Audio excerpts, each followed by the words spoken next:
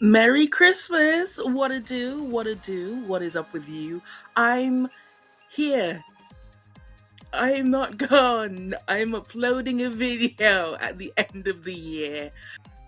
Are you sure about that? Welcome back to my channel. It's been a while since I've uploaded a video, and I thought, why not end 2024 with some positivity? There's a lot of negativity going around. Let's have some toxic positivity shot into our veins and go into 2025 smiling. Everything's okay, right? The world was just not giving me 24 things, but I'm gonna focus on the good stuff that I've consumed, the good media that I've consumed, both with, well, not both, but within TV shows, books, and music that I've consumed. I found a lot of good stuff. So join me in my Christmas jumper and my Christmas tree and my water. My water.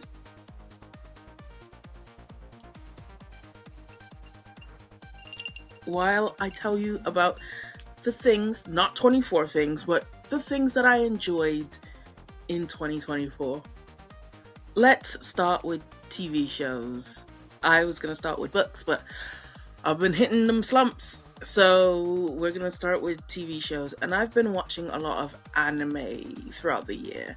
This year, I had decided that I wanted to read a lot more manga and enjoy a lot more anime stuff. And since a lot of the mangas that I enjoyed were coming to an end, stuff like Jujutsu Kaisen and My Hero Academia, I was going to explore some more manga and stuff.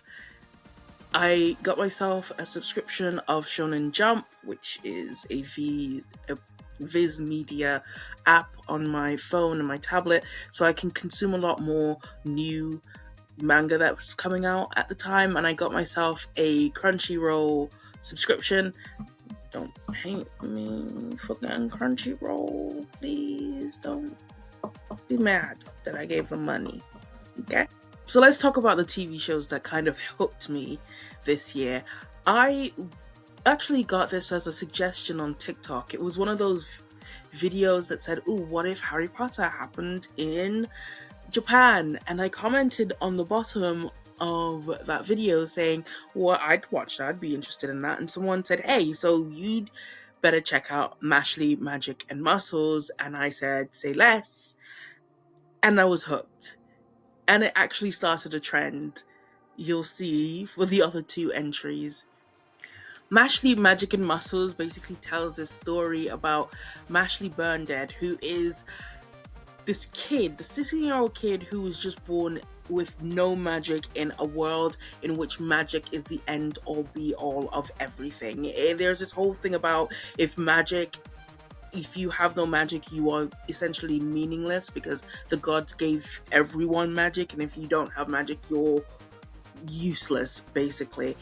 And he lives in this woods with his adoptive father in hiding. And his adoptive father promotes the idea that if Mashley cannot use magic, he needs to build up his physical strength, because his dad's pretty getting up there in age and Mashley is just 16. Eventually, his adoptive father will not be there to help him anymore. So Mashley trains and trains, and his adoptive father trains him to become stronger. And one day, because they live in this woods away from everyone, Mashley has a weakness for cream puffs, and he runs out of cream puffs one day and thought, it would be good if I could go to the bakery and get myself some of that delicious, delicious cream puffs that they've got. So instead of listening to his father, who told him not to go out into the neighboring town, he decides he's going to do that. And oops, oh no, he's revealed to not have magical abilities, and the local police track him down to his home in the forest. However, you kind of discover that because his father has been training him so much to be physically strong, he's actually a really formidable opponent against magic users. And one of the police officers realizes this and understands that Matchley and his father just want to live in peace, but law dictates that he needs to arrest Mashley and they will put him to death basically for not having any magic. Wow, you're just gonna let that hang there. So he jokingly suggests that Mashley, being 16 years old, should go to the local magic school, a very prestigious magic school where he should work hard and show everyone that you do not need magic to become the highest of the high, a divine visionary. I'm laughing because each one of the things that the animes are going to talk about has some like high of the high. You'll see. Listen. You'll see. And the divine visionary is basically the mastery of like magic. They're people who are the best of the best, and because they're the best of the best, they're high in like government, and they have the ability to change things. And Mashley decides, that's what I'm gonna do. I'm gonna show this entire world that people with magic can not only be just as great as people with magic, but I'm gonna beat some bitches' ass. I really enjoyed the story of Mashley, Magic and Muscles. One of the best things for me is the character of Mashley and the world building for this whole thing. It's smaller than most of the animes I'm gonna talk about. I think there's like 2 other animes I'm gonna talk about, but it's a really good concept, and I found myself latching onto that concept so much so that I've actually sought out stories that are similar to Mashley. We noticed that magic is so ingrained within this society. It is literally everything you're told. It is everything that if you lose your magic, we have characters who lose their magic or is a threat to that magic, that they are treated badly, very poorly. There is a character whose sister is born with magic, but because she has a disease in which she is losing her magic, their parents kind of want to kill her. And there's another guy who was born with magic and he's very strong, but because the magic that he has can strip other people of their magic, he's seen as like the devil, and his mom actually tries to kill him. So it makes that world like really interesting to be a part of, and you want Mashley to succeed to see this all change. One of the things that I was a little bit worried about was the fact that Mashley is so overpowered. Every obstacle that he comes up against, you kind of get the One Punch Man feel, but fortunately it's different with Mashley. Mashley, instead of, for example, in One Punch Man, Saitama, he is hardly in the show. We are following everyone around him because as soon as Saitama shows up, one punch and the battle's finished.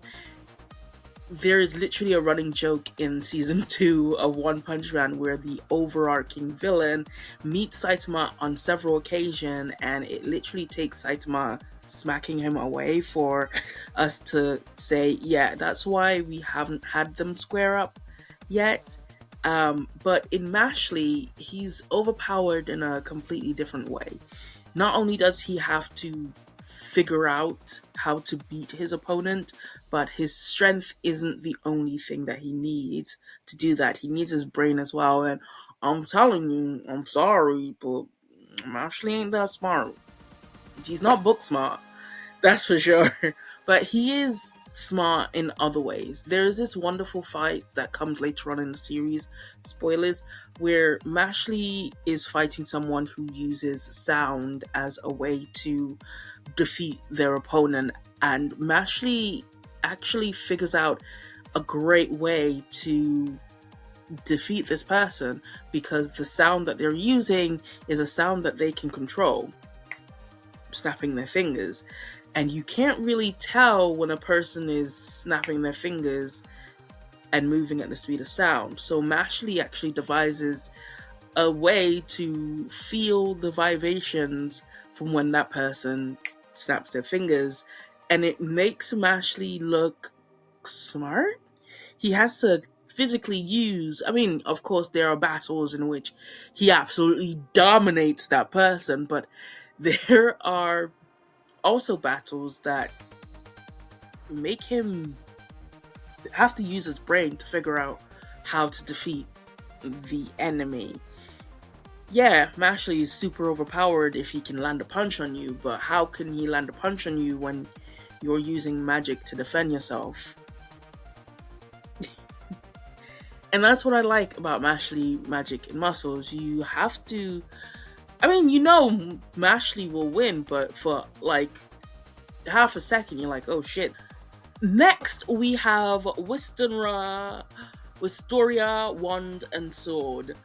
Using all the British of my voice to say this title. But this is similar to Mashley. Remember when I said I liked Mashley so much that I sought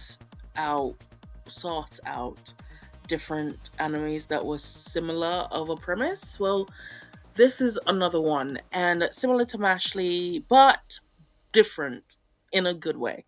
This one follows Will Sawforth, a different type of protagonist to Mashley, who is also not magically gifted, has no magical talent whatsoever, but he is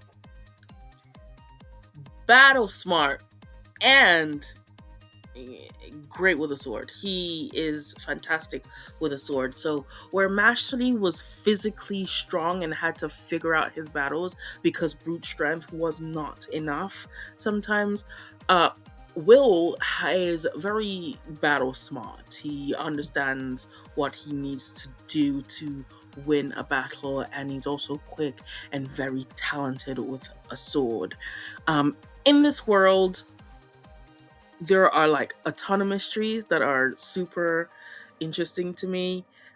They kind of drop feed you hints, and I'm like trying to figure things out as I go along, and most of the time I'm right. But Will also has a reason to become the biggest elite badass ever, and this time it's for love. I love you. I know. It is romantic love that makes Will want to become in this world. Like I said last time, there was always a divine visionary type. This one is called Imagia Vanda. Many years ago, thousands of years ago, probably millennia, there is a big battle, and in order to defeat the big bad, Magiavanders appear. They are the strongest of the strong magic users, and they hold the sky up. They keep the darkness at bay. Unfortunately, Magiavanders are still human.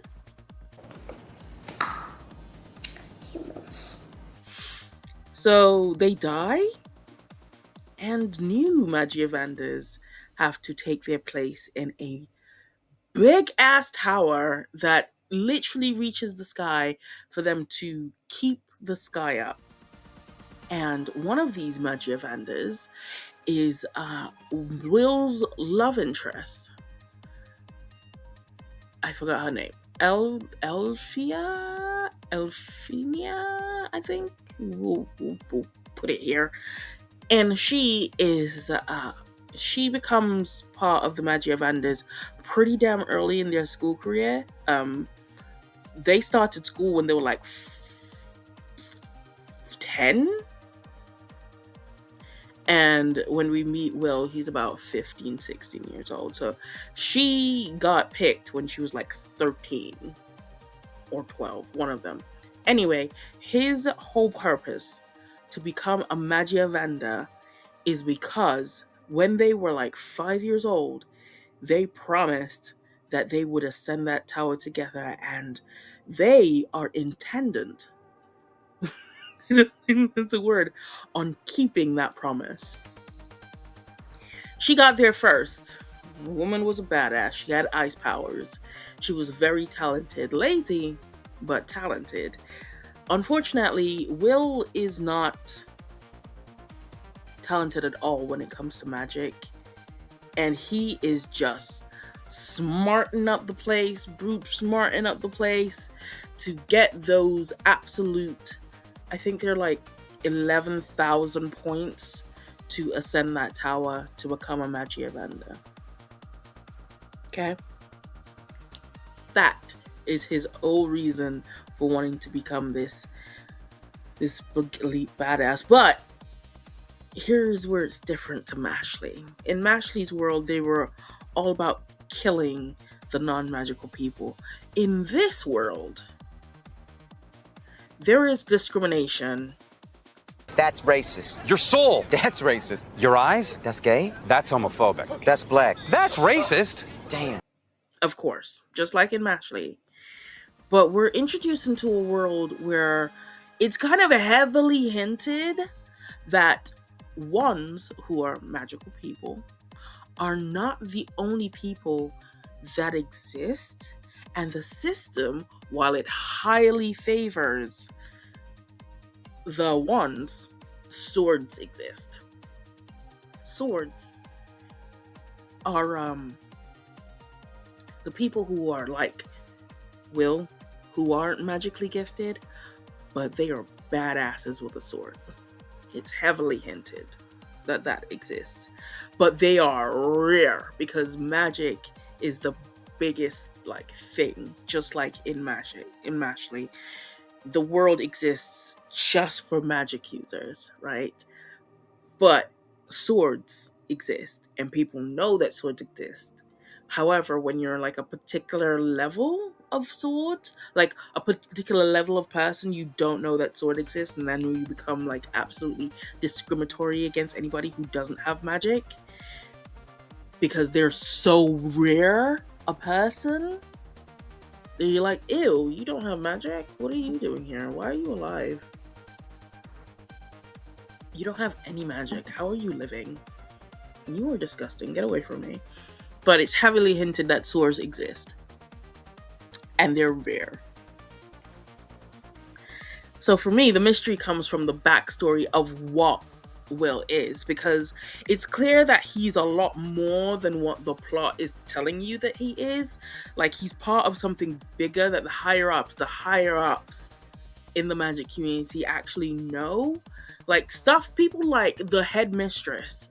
Okay, this woman, I don't know what this headmistress is doing, but she literally looked at Will when Elphia ascended to be a Magia Vanda. First of all, we find out that Will only attends that school because Elphia was there and they just like took him with her. Imagine being somebody who just got into a prestigious school just because your childhood best friend is super talented and you're just a straggler. And then at the end, instead of like kicking him out of school, so here's where the mystery stuff come in. Instead of kicking him out of school, she gives him a sword, magics up a sword, and hands it to him. They're trying to decide what to do with Will when Elphia ascends to be a Magia Vanda, and this headmistress looks at Will and went, just promise me you will not let this get too far. I want to see what you can do here.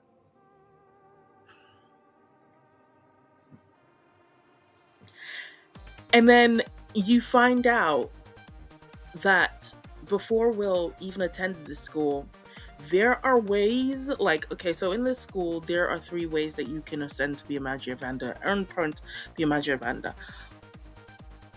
One of this is spell casting.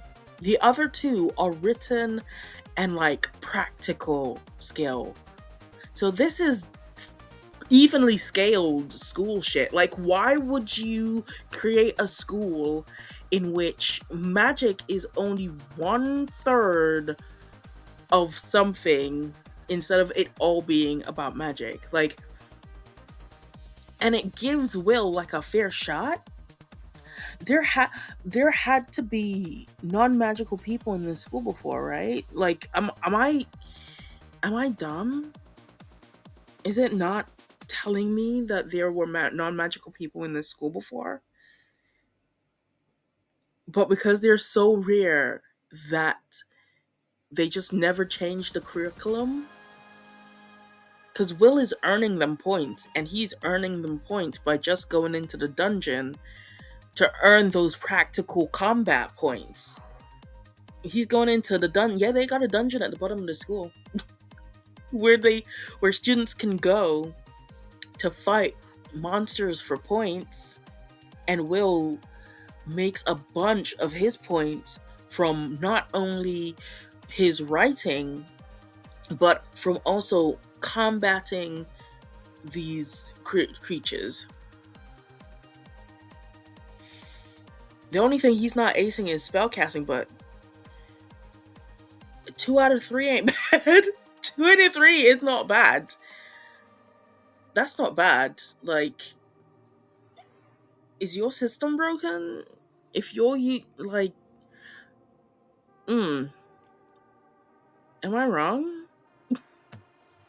The next one of these animes is called Black Clover, and similar to Wistenra and Mashley Magic and Muscles, we have an interesting dynamic in a world that is filled with magic and a non-magical user. So this one gets interesting because there are two main protagonists.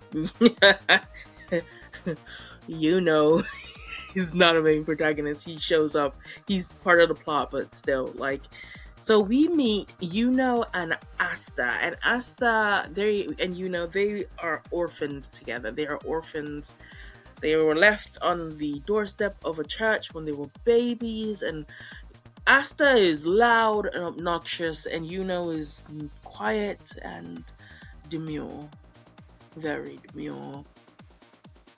And we grow up to find that Asta, he's not magically inclined. He has absolutely no magic in his system, no mana in his system. Yuno has wind magic.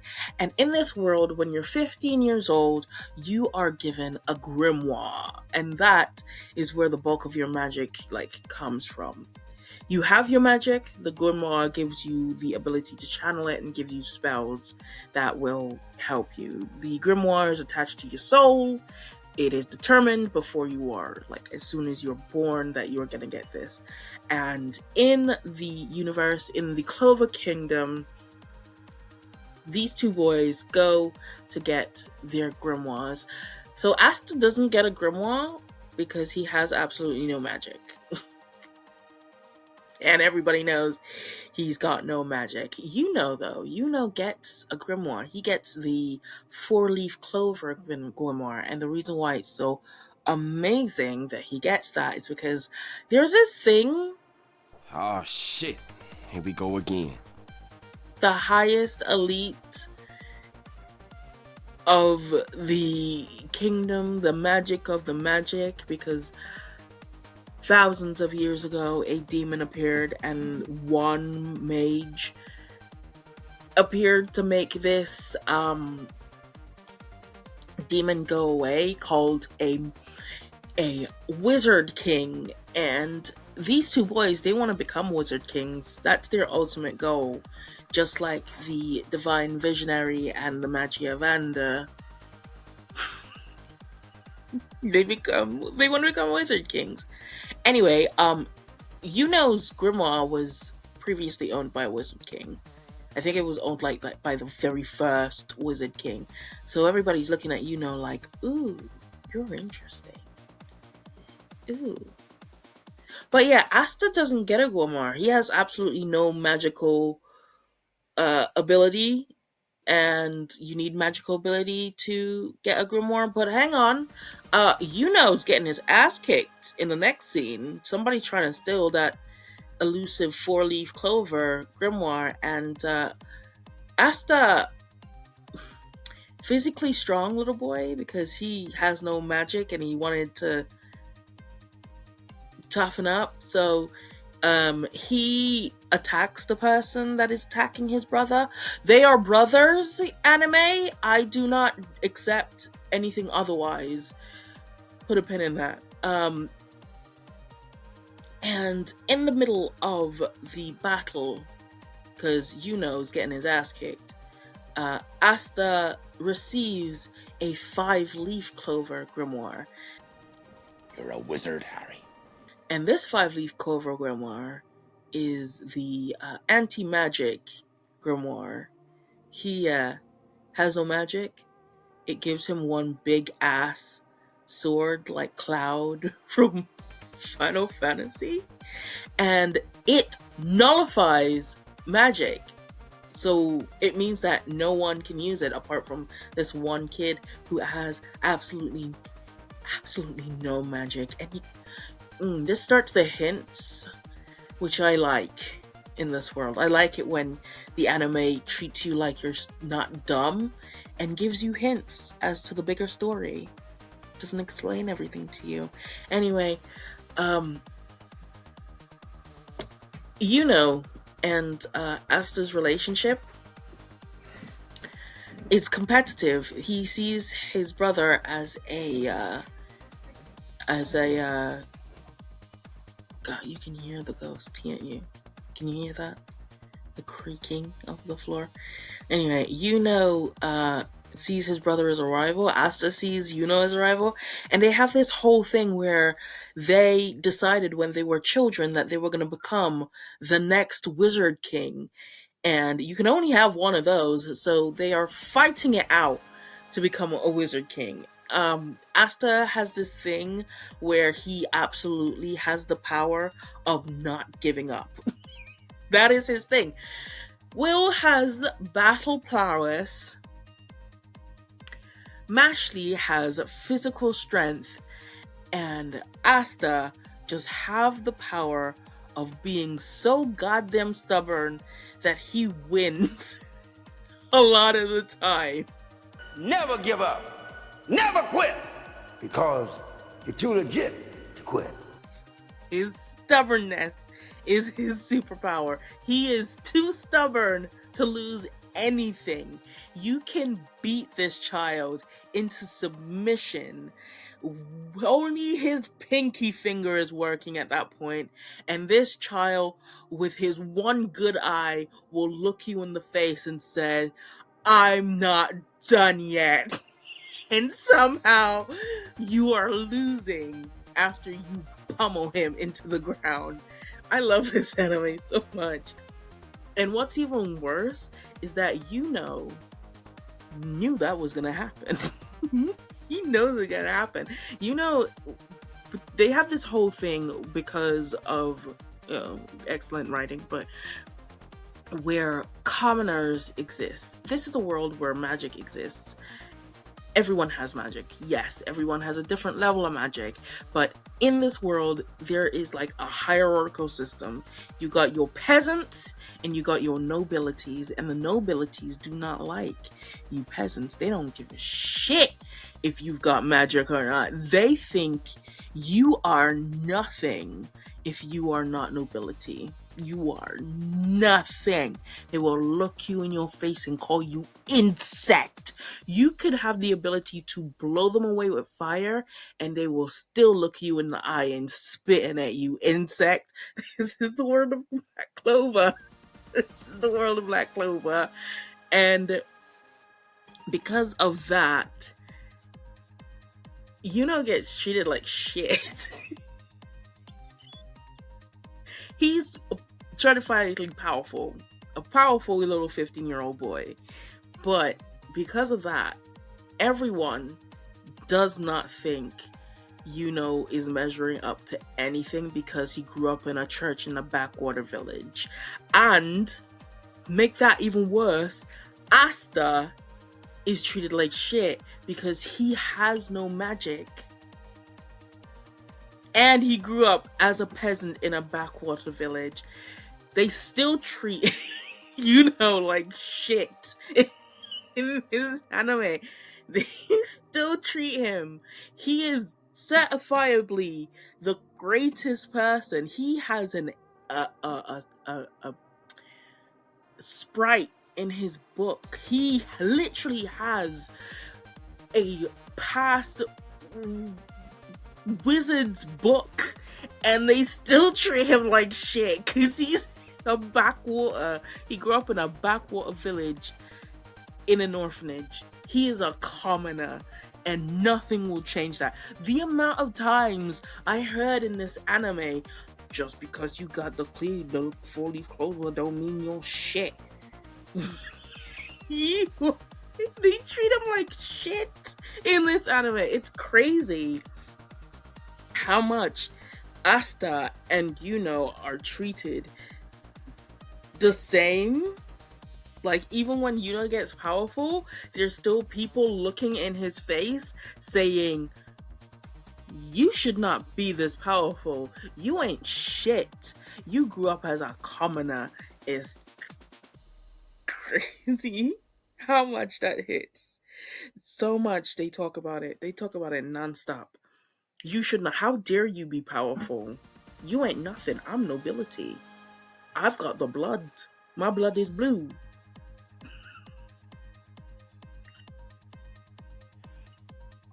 Anyway, I'm saying that because everybody treats Asta kind of the same way. They treat Asta the same way, even kind of less so. Yuno's the only one that really realizes that Asta can kick your ass 5 ways to Sunday. You could beat Asta into a pulp, like I said, and he will look you in your eye and tell you, I'm not done yet, and somehow you're losing. Because he has a pinky finger still working and he's looking at you with his one good eye. This is, I wish this was hyperbole, but he kicked ass with 2 broken arms. All because he says, I'm not good. I'm not done yet. No, I'm not done yet. Every time you hear, nah, I'm not done yet, he makes you want. He's about to do something. Asta was dumb. He's got the dumbness of Mashley. He can't think for 5 minutes without his brain frying, legitimately.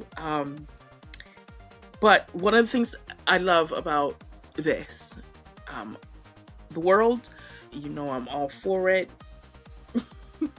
because of the way the world is.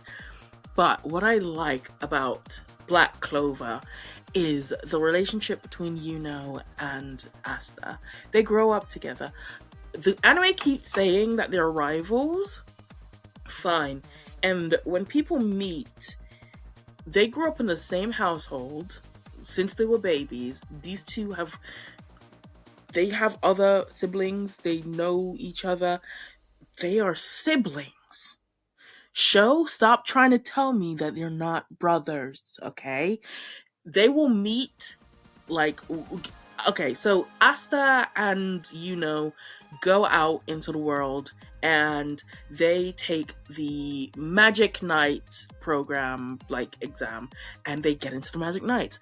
Asta is part of the Black Bulls, which is a place for misfits, and Yuno, because Yuno is a badass, because of course he is, and he got the prestigious 4-leaf grimoire, he is in the Golden Dawn, which is the highest of the high. He wants to be a the Wizard King, so he's gonna take the best chance to become a Wizard King.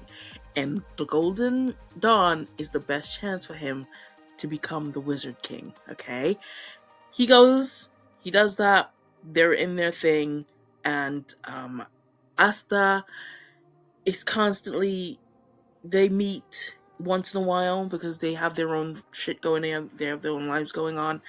People are constantly thinking that Asta is the worst person in the world because he ain't got no magic, and then they're getting their ass kicked by this kid that they beat into submission not 5 minutes ago. And when they meet, they have their friendly rivalry banter. It feels like bullying a lot of times, because is just stoically saying, Asta, you ain't shit. I'm going to be the Wizard King. You are nothing compared to me. With a smile on his face, it's the only time he smiles. He will be stoic.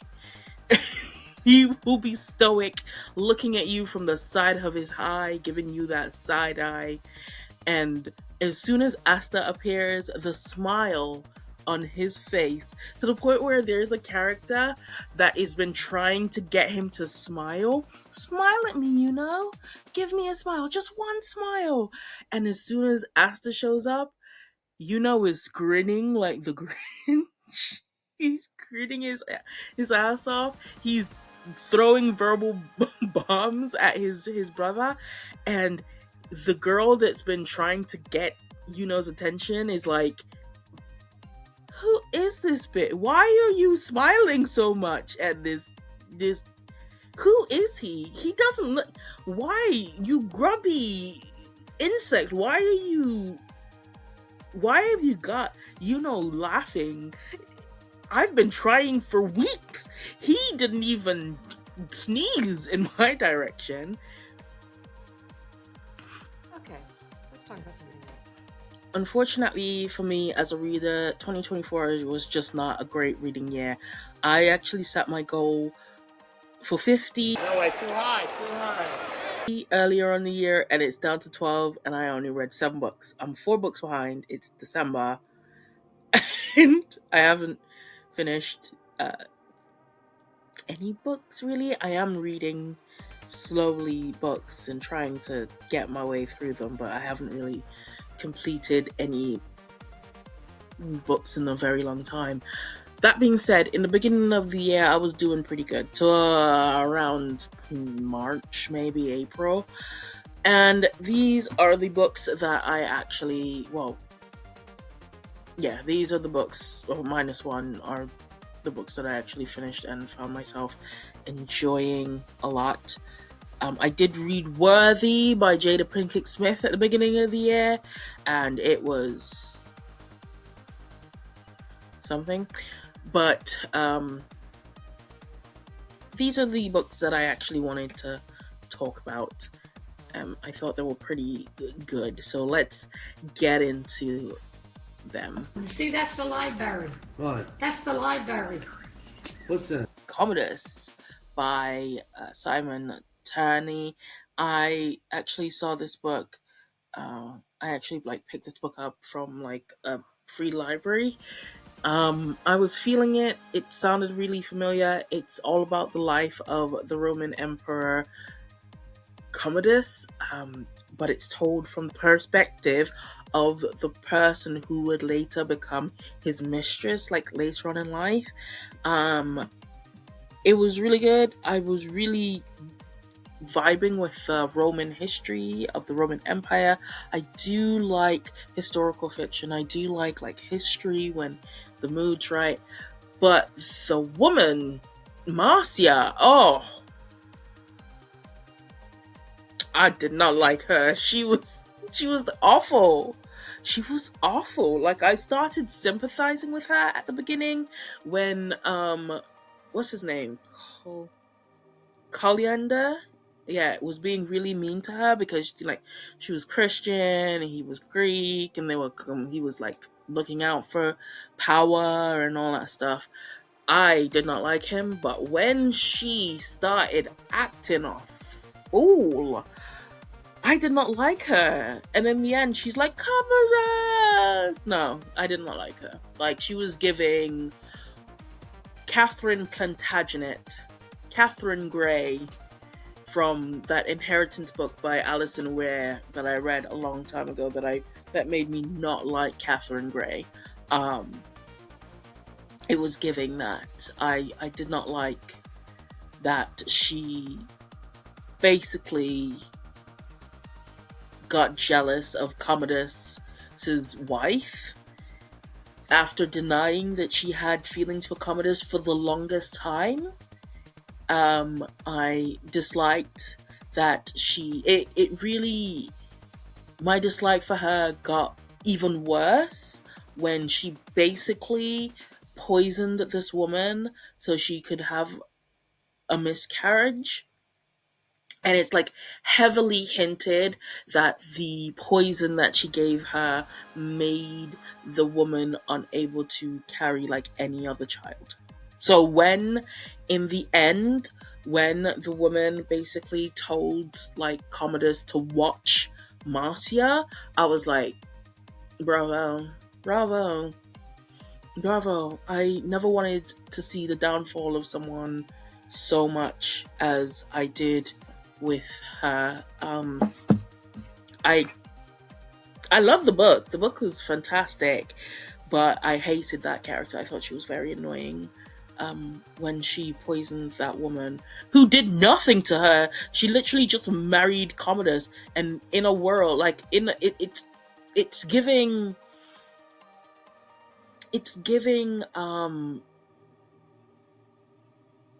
Athena doing something to Medusa when Medusa was not the problem. Instead of punishing one person, she did that. It's giving that, and then it's kind of heavily hinted that she made the woman like barren and ruined her marriage for absolutely no reason other than she couldn't have Commodus. Even though honestly she is the worst. She is the worst person in the world. And I hated her. Hated her. But the book was good. I really liked the book. Next is The Three Body Problem by Zheshun Liu. I love this book. This is part of the Remembrance of Earth Past trilogy. But now, because of the Netflix series, you probably heard it be called the Three Body Problem series. The book, it consists of the Three Body Problem, Death's End, and the Dark Forest and Death's End. The Dark Forest being the second book, Death's End being the last book. It tells the story of Wang Mao, who is roped into investigating the series of deaths where scientists are unaliving themselves after they become entangled in a game called Three Body. Those scientists better check their hypotenuses, dude. This is probably the greatest sci-fi novel I have ever read. I thought, because of the concept, that I would be it would be super over my head, but it was so digestible and made me interested in learning physics. Like, I loved this. I tabbed it up. I loved this book to the point where I actually wrote a script. The script is there. It's being revised. Don't worry. Three Body Review is coming. Don't worry about that. It'll probably come next year. But Netflix released a series in April this year that is also super dope. It is an adaptation of all three books because there is some timeline stuff. Like, this is the past and present day. The Dark Forest is present day and the future, and Death's End is present day and the future again. So all that's going on. So in the TV series, in the Netflix series, because of that timeline-ish like thing that happens around the book, it's majority this, but also majority Death End and the Dark Forest. And then all the future stuff happens in the future. I think it was a great adaptation for what the book is. I loved it. Obviously, they didn't get everything, but they got what, like, I thought it would be. The feel of the book. Like, when I was reading this, I was saying some stuff, and when my husband was watching the TV series, he was echoing the same stuff that I was saying when I was reading this book. So, great adaptation. Really loved it. I promise you, I will talk about this book a lot more in a review because I have a lot to say about Luigi. She is a character. That woman had something bad happen to her when she was like in her 20s, and she made sure that shit became everybody's problem for 200 years.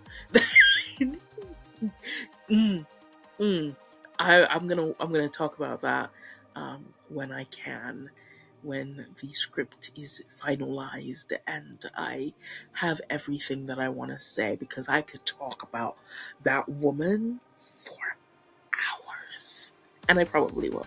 Good things are coming. Good things. Next is In the Blink of an Eye by Joe Callahan. I think this book needs to be made into a TV series.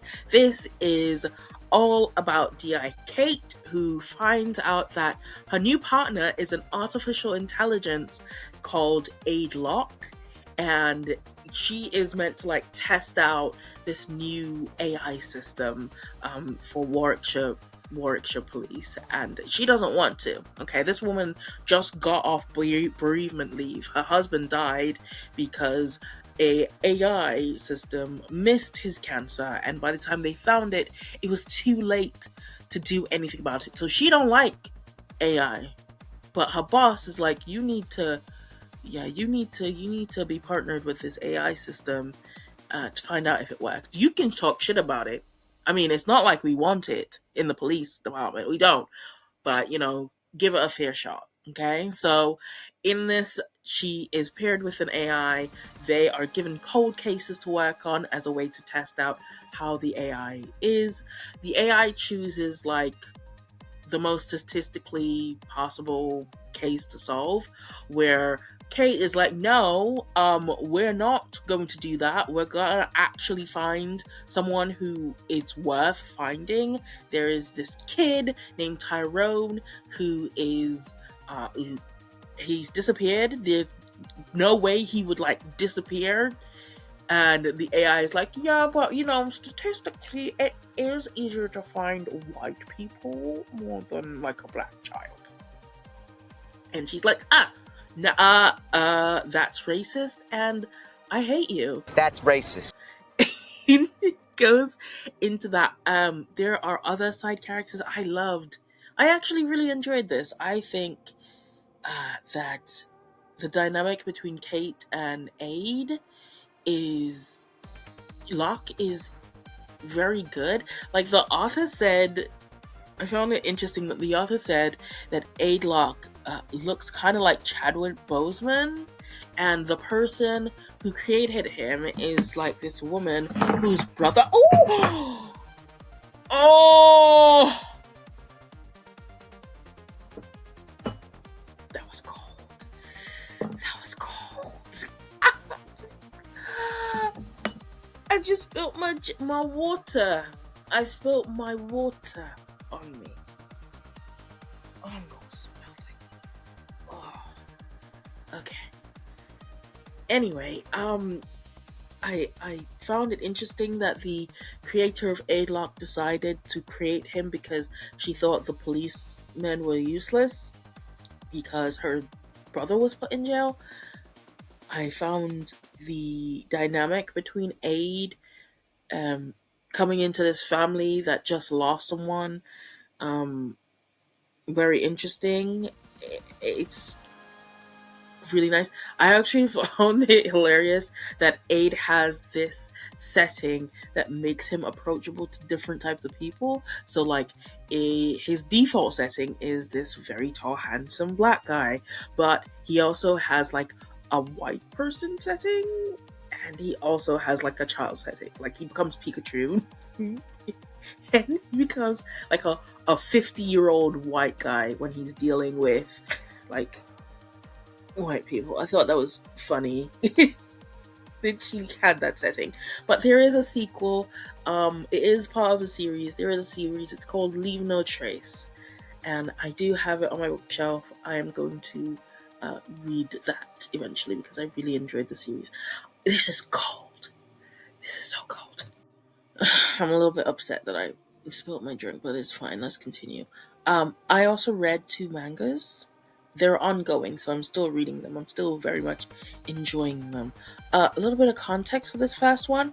I got super obsessed with sports anime at the beginning of the year because I absolutely binged the heck out of Kueko Basket, which is another anime that I wanted to talk about, but I got lazy and didn't write that bit in the script. But Kueko Basket is kind of dope. It's hard to believe that all of those kids are meant to be 16 years old when they have, like, this guy who's like 7 foot tall with purple hair. They are crazy. Oh my, I need to talk about Kueko Basket, but I will talk about that another day. For now, let's talk about the healthy obsession that came from that, which is my obsession with sports anime.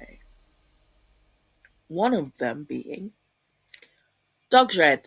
Dog's Red is a sports anime that I became completely obsessed with. I am still reading it. The only reason why I haven't read like the entire thing is because it's coming out weekly.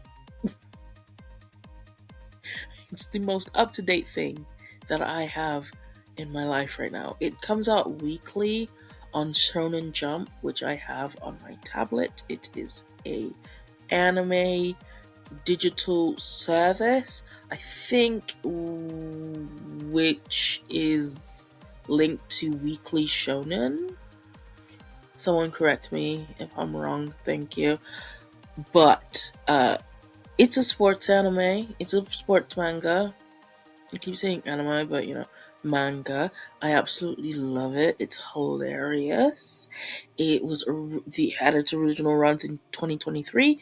Digitally, it came over to Viz Media's Shonen Jump in 2024, where I picked it up, and I'm obsessed with it.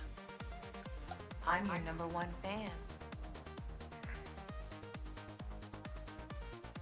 It's actually a re-release from the author's Notoru Nada's series called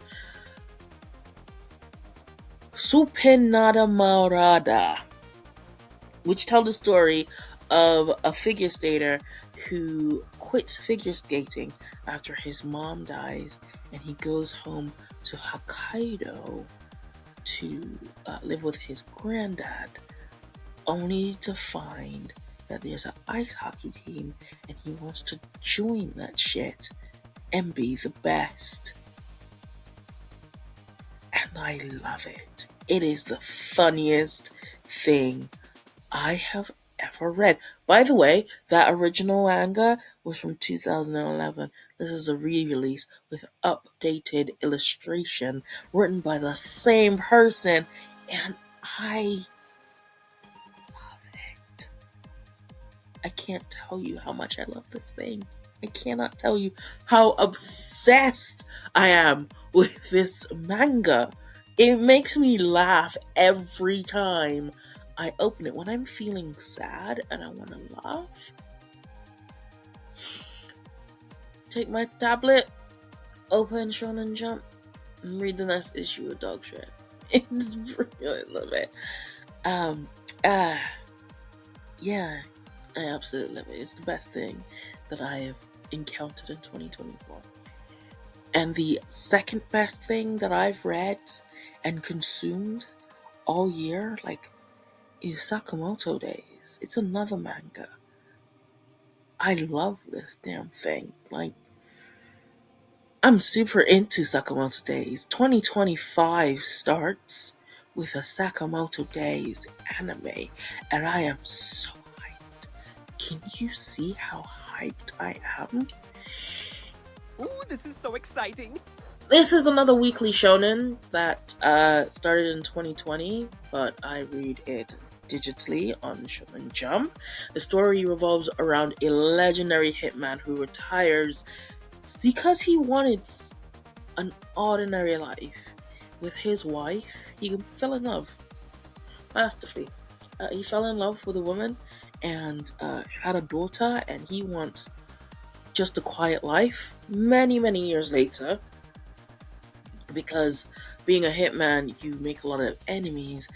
His enemies put a hit out on him and send a former subordinate to kill him. But this subordinate has way too much respect for Sakamoto, and after trying to kill him, realizes that Sakamoto ain't no punk. Okay? He might have been, getting bigger because he likes his noodles, his ramen, and his wife has put him on like a no-kill diet, but Sakamoto ain't no punk.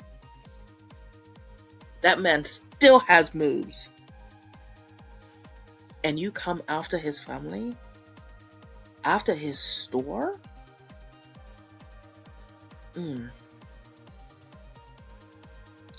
Completely love this. I love this manga. It makes me laugh. I'm thrilled that this is going to be an anime released next year in 2025 in January. It's the first thing I'm looking for. It's coming out on Netflix. I'm just hyped for Sakamoto. I'm hyped. This is peak me. There's so many things that ended this year. It just felt like an end of an era. But I'm happy that there are new things. I haven't even talked about Dandadan. Everybody, you should know what Dandadan is. It's a supernatural anime that is out now, and everybody cried at like the dancer episode. I didn't, because I'm tough. But it's great. It's great anime. The theme song for Dandadan slaps. Creepy Nuts, acing it every time. Every time. So I wanted to talk a little bit about the music that I had consumed. It's not going to be a long thing because I didn't write this part of the script. I just wrote the name of the song. But there are some things that gave me joy in 2024. One of them is Marcus Warren. If you ever want music that makes you feel like you're going on an adventure, listen to Marcus Warren. I love Shihiro, the song Shihiro. I absolutely adore The Brig. It literally makes me feel like I want to turn into one of my D&D characters that I play as, and just like listen to this music and go on adventures. Marcus Warren, I listened to throughout 2024, and it gave me the kind of peace that I needed. I also got super into Afrobeats. Songs like Mona Lisa, Unavailable by Davido. There's so much calm. Anya Star. I was just living the Afrobeats life for a while in 2024. There's also another song. I don't think it's an Afrobeat one, but it's J-Com, Call My Name. Love it. Still listen to that song now. Crazy. I will not tell you what these songs are about. Especially J-Com's Call My Name. It's very provocative, but love them. Another piece of music that I got super into is the Belle soundtrack. Belle is the latest iteration of the Beauty and the Beast story. It's a Japanese story. It's a Japanese movie, sorry, that tells the story of a online persona called Belle, who is a girl that ventures into the virtual world, and she's a singer. The music for this soundtrack, I have not seen the anime. I adore the Belle soundtrack. Gales of Storm, Swarms of Song, You, Lend Me Your Voice, all absolute bangers. All absolute bangers. Loved them. Loved them. I wish I could talk more, but love them. I'm kind of running out of time here, but love them. Go check them out. And finally, for the music section, Open the Door, the Not Your My Neighbor song, unofficial theme song. I loved that for some reason. It just felt good to listen to. I forgot the name of the people who made it. It's called Open the Door. Not Your Neighbor, Not My Neighbor, if you don't know, is a point and click Papers, Please-esque game that appeared in 2024. It's set in a world where doppelgangers exist and you are a dorm person in an apartment building, and you have to do checks for the people that are coming into your apartment building so you don't accidentally let the doppelgangers in, so they don't slaughter people. But I loved this song that was released online. It's kind of this upbeat rap pop thing, and it basically tells you the premise of the game, and if a theme song explains what you're about to experience, whether that be a movie or a TV show or a video game, you've got me. You've got me. There in Not My Neighbor, there's a bit where you have to check the credentials, check the person by asking them questions, and then call their apartment.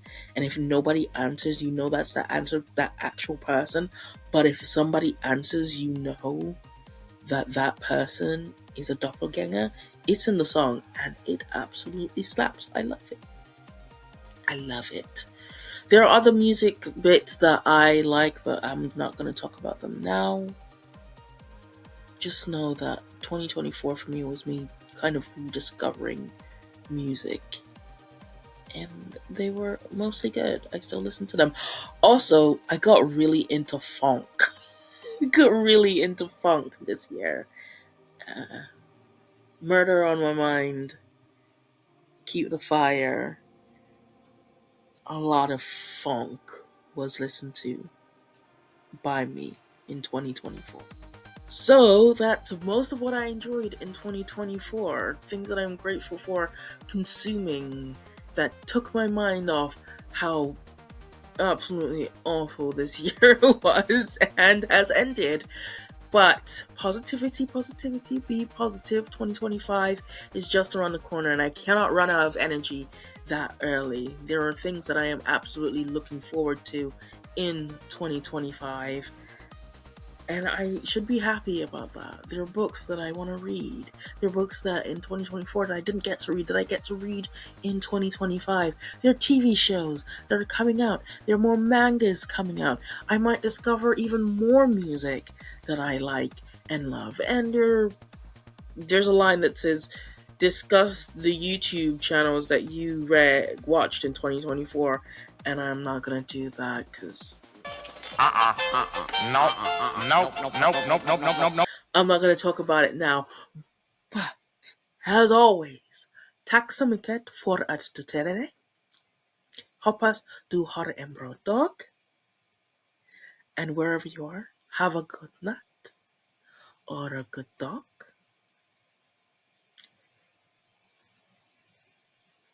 Hello.